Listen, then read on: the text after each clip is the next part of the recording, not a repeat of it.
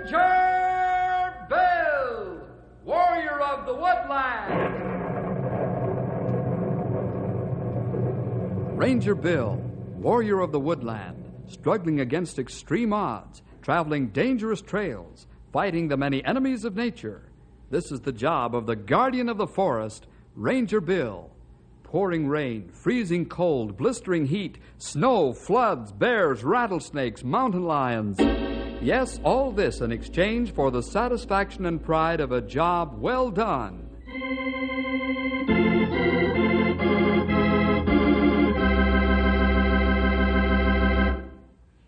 Knotty Pine, as you know, is in the heart of some pretty rugged country. Because of the difficult terrain, there are two transport companies who have battled back and forth for years. The railroad, during winter months, gets the freight because it can keep a better schedule than the Canyon City truck lines can. But the railroad can't give door-to-door service like the trucks. So, in the good weather months, Leonard Grant keeps his trucks rolling day and night.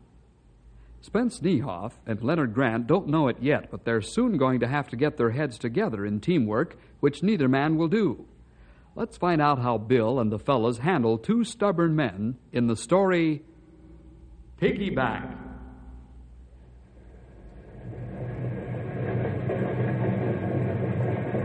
Hey, Gordon, there's a signal from the caboose. It's Spence. Yes, that old ball of fire one now.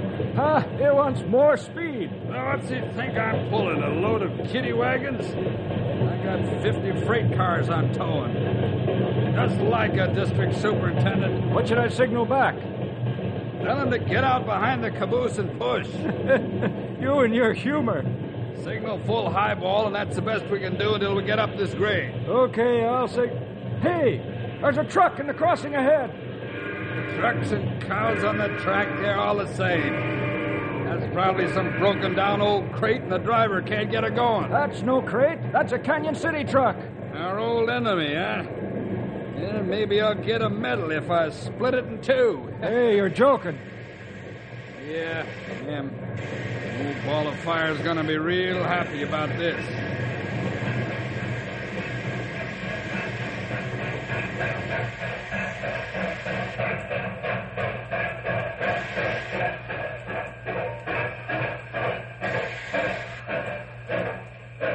Yeah, looks like that truck's front wheels are jammed in the crossing. And here comes Spence, lickety-cut. Whee! Old ball of fire's hopping mad, eh? Look at him come. Just like one of them big jackrabbits. Yeah, we'd better get out in front before he gets here, which will be soon.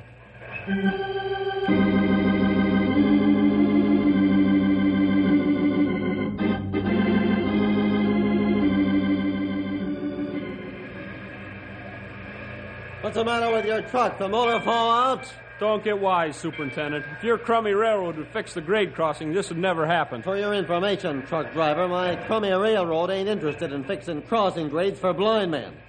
How'd you get your chauffeur's license if you can't see a hole in the road? Listen, wise guy, one more crack like that and you'll have to see your dentist, pronto. Wait till my boss hears about this. No, I'm not afraid of Leonard Grant or any dozen of you truck drivers. Now get that thing out of the way or we'll make hamburger out of it. Ha, don't make me laugh. I'm not moving until the wrecker gets here.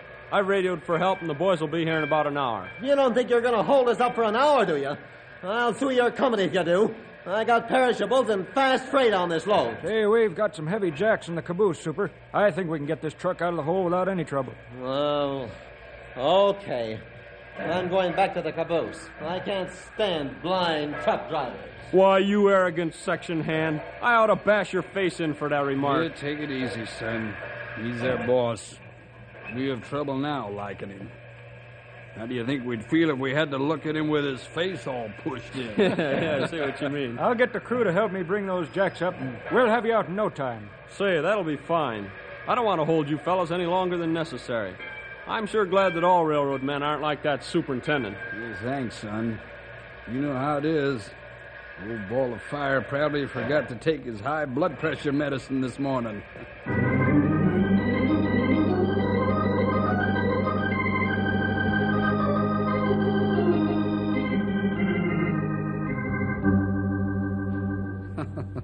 You know, boys and girls, it never pays to jump the gun and unjustly accuse people of doing things intentionally.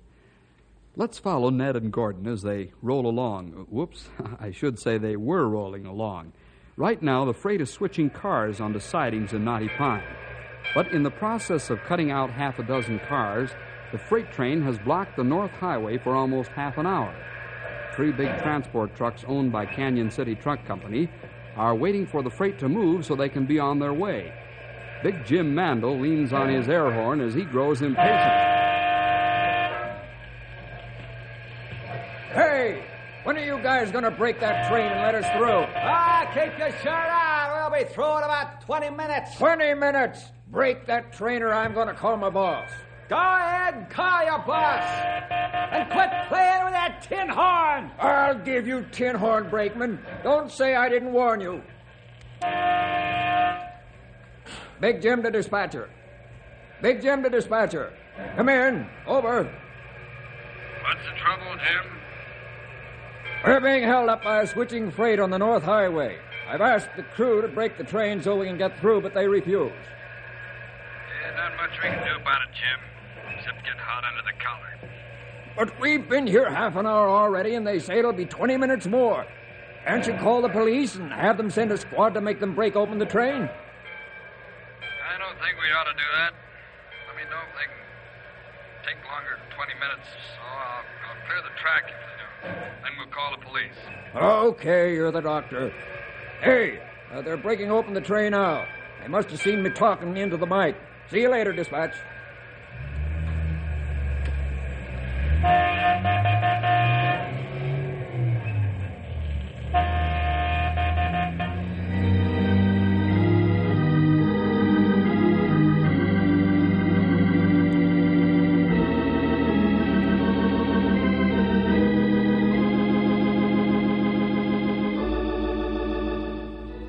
Canyon City Truck Company is owned by Leonard Grant.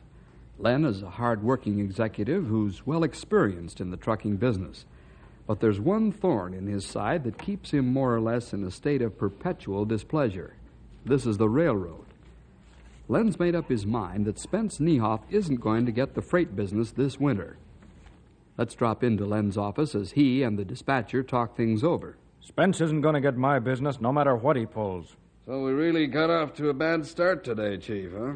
Yeah, but with the new equipment that we've got on the trucks, we'll give him and his Tunerville choo-choo a real run for its money. I don't know about that. Roads get real bad once it starts to ice and snow. What do you mean? We've got sanding equipment on all the trucks, and having them travel in threes gives them enough manpower to change tires. The new tractors have the special low gear for inching over bad ice. We can keep in constant touch with our drivers by radio. I don't think we'll have to give up this winter, Lee. Yeah, I hope not. Were the boys able to fix Pete's truck after he hit the bad crossing grade? Yeah, fixed it on the spot. Fine. Who's rolling where today? Here's a dispatching schedule.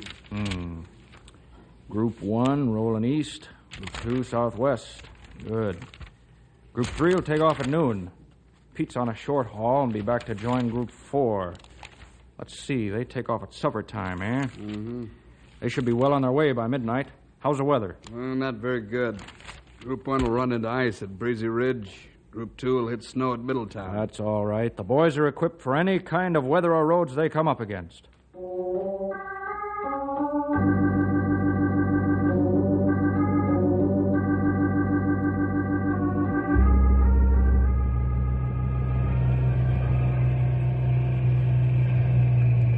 I don't know about this road, Will. Yeah, it's pretty bad. Want me to take the wheel for a spell? Driving this slow can hypnotize you. Oh, I'll be all right. Thanks for the offer. You better call dispatch and tell them we're slowing down.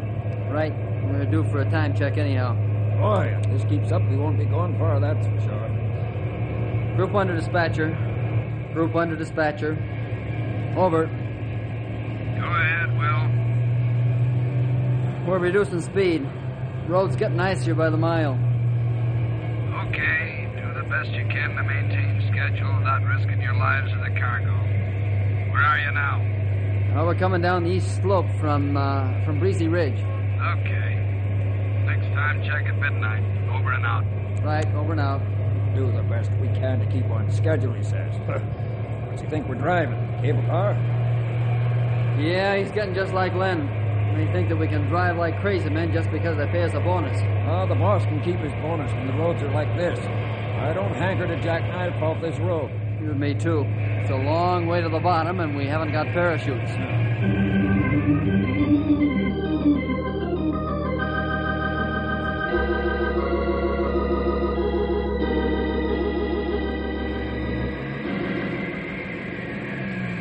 Pete, are you cross-eyed yet from the snow beating against the windshield? Not quite yet, Nick. I'll drive another 10 miles or so, and then you can take the wheel. Okay, I'll be glad to take over any time. Wonder what Big Jim and his group's doing. Hey, there's a big one ahead. Boy, you're not kidding. That is a big one. How many drifts have we hit so far? I stopped counting a while back.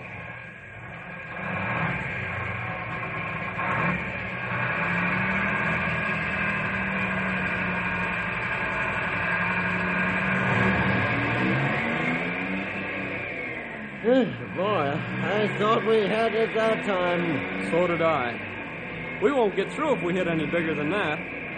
How are the boys behind making out? Oh, they're doing okay. All they have to do is follow. We're doing the plowing.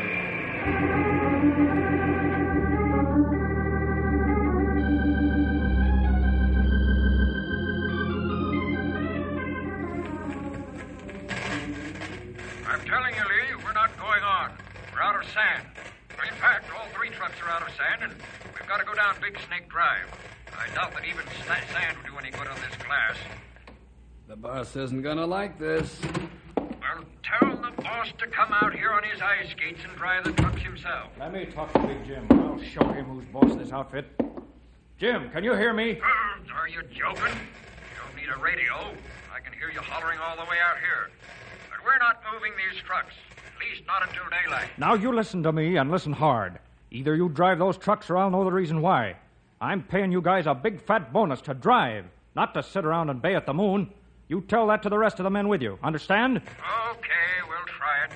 The trucks jackknife or skid out of control, we're ditching them pronto, okay? Listen, you hug the mountain coming down, do you hear? Hug that mountain. I'll get sand to you by helicopter as soon as it's daylight enough to fly. Okay. If the truck starts to go, we're flying too, right out of the cab. We'll give it a try. Over and out. Over and out. Aren't you overdoing this, Len? You're asking the impossible from some mighty good man. Who's running this company, you or me? I'm not losing my contract to the railroad if I have to drive trucks myself.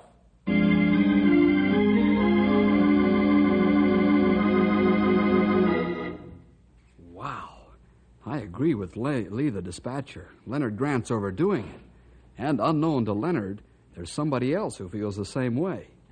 Bill, Stumpy, and Henry have taken in the whole conversation by means of the radio and the snowmobile. The Rangers are cruising about 5 miles away from Big Snake Drive in the snowmobile. They're on a routine inspection trip, and when they're out in the wilderness country, they often ride with the radio on just to pick up any calls for help. Say, Len Grant must be out of his mind. He can't make his men risk their lives like that. No, he can't, but he is. Bill, can't you do something to stop those trucks? Yes, I can, pal. I can keep them from moving on a technical charge. Huh? What technical charge? Well, they're out of sand. And they're also a hazard to traffic on the road because they haven't any means to control the big transports if they get away from them. Besides, Big Snake Drive goes right through the center of a national park. Hey, yeah, that's right. We're going to stop those trucks soon? Right now. It'll take us a while to get onto the highway from here. Oh, not too long. Hold on to your hats, fellas. I'm opening up to full speed. You fellas work the spotlights.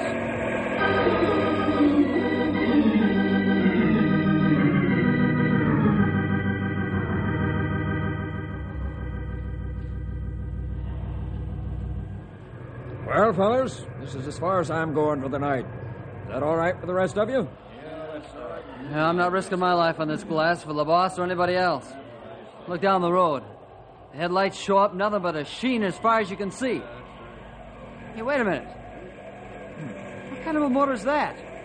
Sounds like a small plane flying low. Well, it is a small plane. The pilot must be crazy. Why, he's flying down the highway.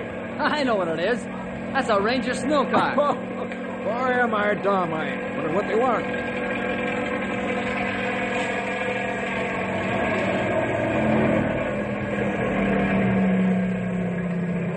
Wonder what the Rangers doing out here this time. Here goes. Howdy, fellas. Oh, Hi, what's up, Ranger? How come you're on the highway with your snow car? I'm here to take away your road rights. You can't travel this highway. What do you mean? We can't drive. What are you talking about? Oh, just keep your temperatures where they belong. It's nothing you've done. It's what your boss is trying to make you do. You've heard about it already? We heard the whole thing while it was going on, Sonny. You know, I look like an old grizzly, but we use newfangled contraptions. We got one of them things you call a radio.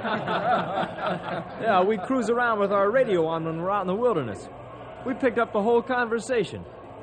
Bill here is the boss ranger of these parts, and he's not going to let you fellows risk your lives. Oh, we're already parked for the night, Ranger. No use going any farther until daylight.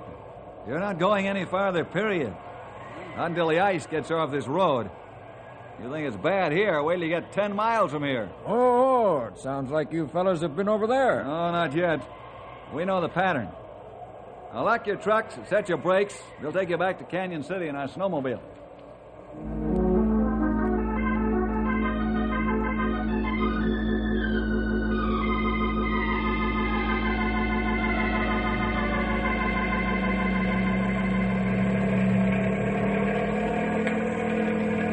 Leonard Grant there, dispatcher. This is Ranger Bill Jefferson. Yeah, he's here. Hold on just a minute. You better put your earplugs in, Sonny. I don't think he's going to be very happy when you tell him what you've done. Bill Jefferson, this is Leonard Grant. What's happened to my trucks on Big Snake Drive? Nothing. I've got all your drivers here in the snowmobile with me, and I'm bringing them back to Canyon City right now. What? For what reason? I'll explain that to you when I get back. Just want you to know what's going on so you won't fear the worst when they don't answer your radio call. You'll tell me now, Ranger. Take my drivers back to the trucks. I'm running this outfit, not you. Take them back right now, do you hear? All I hear is you yelling your lungs out. If you're not careful, I'll stop and secure a warrant for your arrest.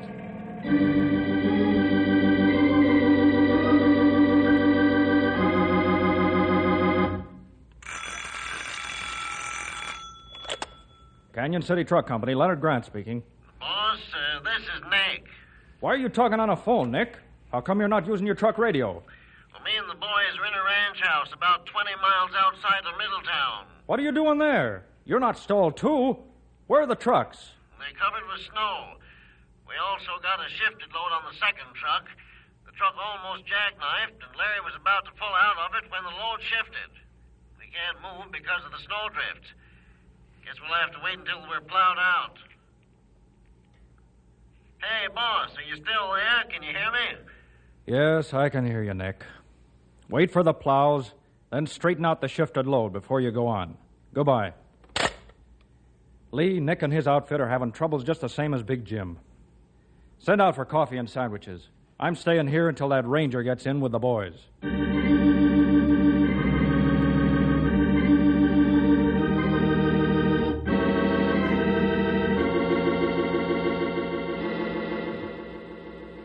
Bill Jefferson, I want to know on what grounds you did this. You're butting into private business. Be thankful that I did. If the state troopers caught you doing this, you'd be in real hot water, my friend. Doing what? I'm not breaking the law. What?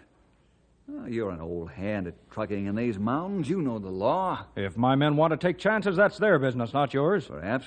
But you fail to realize that I overheard you threaten your men in a radio conversation. Oh, is that breaking the law? They could have quit their jobs. Len, you amaze me. Come on off it, man. You know very well that you'd be charged with manslaughter if anything happened to your men or to the occupants of another vehicle. You created a hazard to public safety on a highway. The hazard has the potential of killing one or more people. What's the matter with you? Have you lost your mind? Excuse me. Yes, this is Leonard Grant. Yes, Mr. Todd. How are you, sir? Yes, I know. The trucks haven't arrived. No, sir, I can't make any promises. We're doing the best we can to get your shipment to you. It may be a few days, but... The railroad? Oh, I don't think you should change, sir. I'll get your shipment to you if I have to bring it out by helicopter. That's right, sir. No, sir, there shouldn't be any more delay. Thank you, Mr. Todd. Goodbye. Boy, you've sure fixed me fine. I can sue you for this. Hello. Oh, yes, Mr. Peabody. No, sir, the shipment won't arrive today. But, sir, Mr. Peabody, let me explain. No, sir, you can't get better service from the railroad. Good day, Mr. Peabody. My fault again? No, it isn't. I'm sorry I'm acting the way I am, but I can't seem to control myself when I see good contracts going out the window. If my trucks are 5 minutes late, my accounts start talking about the railroad. Glenn, I'd like to help you. I can see now that you and Spence Niehoff are at it again. Gladly listen if you'd like to talk. Here, have some coffee and a sandwich. A man thinks better when he's not famished. Bill, you're nobody's fool. I know that. Yes, I've got a lot on my mind to unload, and I've got some serious problems. But why should I bother you with them? Why should you be interested in helping me? It's my job to help people. My duty as a ranger and as a Christian. You really mean that, don't you? Yes, I do. All right, here goes. I've got to talk to somebody. I can't think of anybody better qualified to help me than you.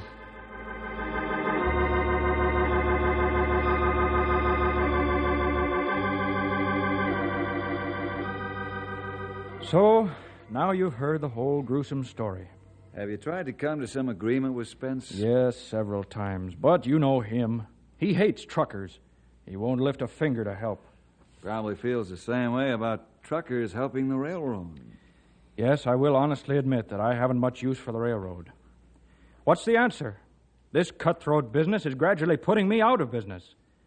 Last year I lost 3 good accounts to Spence. But he isn't making a red cent on them, actually. He can't give shipper to receiver door service. Yet in the winter months, he can get the stuff into a nearby siding. That's more than I can say. Well, you heard what happened on the phone. I think you know the answer to your problem as well as I do, Lynn. You mean work out a deal with Spence? Right. I know he wouldn't do it, but what do you have in mind? Have you ever heard of trailer on a flat car service? You mean Piggyback? Yeah. It's been tried in the East. It's worked out very well. But the railroad's got its own trucks on that deal. If they bring Piggyback service out here, I'm a dead duck. Sure you are, if you wait for it to happen. Bill, I get what you're driving at. I've got the trucks, so why not start the ball rolling before anybody else does? Well, now you're talking like a progressive businessman.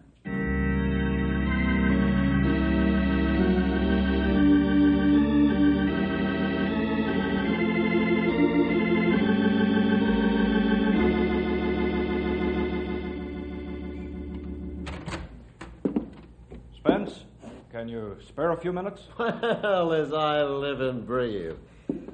Close the door and sit down. What brings a trucker into my office?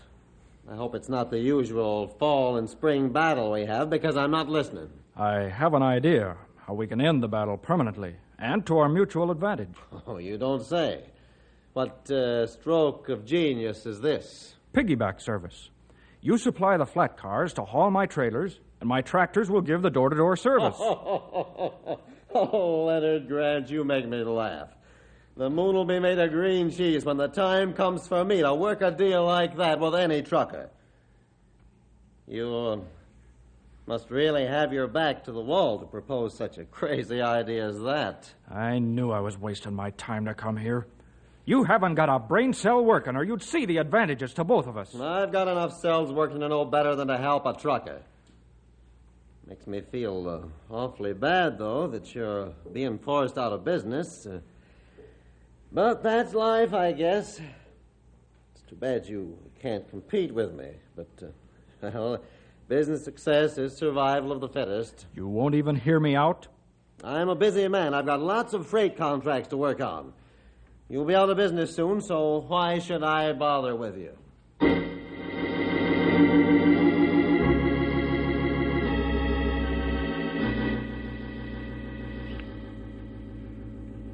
you're letting your first defeat get you down.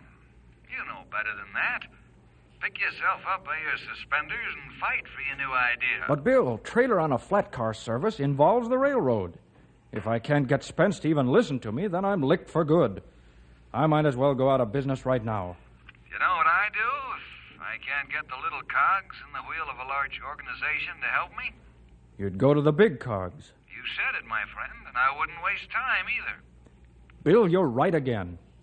I'll write a letter to the president of the railroad right away. I'll approach him on the advantages he'd have by using my idea, since I have special equipment all ready for this part of the country. Then hit Spence where it hurts. I don't follow you.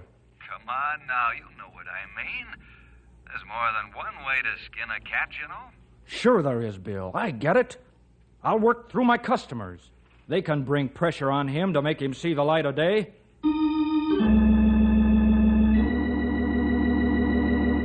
Spence, I like this thing I've heard you might do. I think you'll agree that it'll solve my problems for the entire year. Well, now, this is pretty new to me. I'll have to think it over. I realize it'll take a few days or even a week to get this new plan organized, but the moment you're ready to start, then... But I'm not really sure that I want this door-to-door piggyback service as soon as I can get it. Len has really come up with something. Why, it'll solve all my shipping problems, and it'll help your railroad as far as that goes. Well, I want to take some yes, time... Yes, sir, I like this idea. Len asked me if I was interested, so I've told him and I'm telling you. Just get the piggyback service going, and I'm going to give you both more business than you know what to do with. Well, thank you, but Spence, I want piggyback service as fast as possible.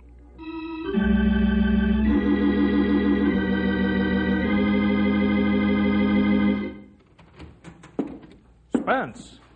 Oh, what brings you here? Have a seat. You know what's bringing me here. What do you mean? All those phone calls from your customers. And then I have a letter here from the president of the railroad. Well, now I know what you're talking about. I wrote to him, but he hasn't answered me. Well, I'm bringing his answer. Oh? What is his answer? Well, I'm to work out the details of piggyback service with you at once, if not sooner. And we're to use your trucking equipment and get the operation running within 1 week. That is 5 business days. Wonderful, Spence. For both of us. Yes, that isn't all he has to say. Yes? I got the worst bawling out of my railroading career for being so bullheaded. He says I should have worked this out sooner. I should have waited until you came to him. I didn't tell him I had approached you on the subject. I know you didn't. That man can read between the lines. He wouldn't be president if he couldn't. Len, what do you say we bury the hatchet? Why, I'd be glad to. Fact is, I was hoping you'd suggest it. Piggyback's done more for me than solve freight hauling problems. It's shown me that a bullhead like myself ain't gonna last long until I've learned how to cooperate and get along with people. Sometimes even with my competitors.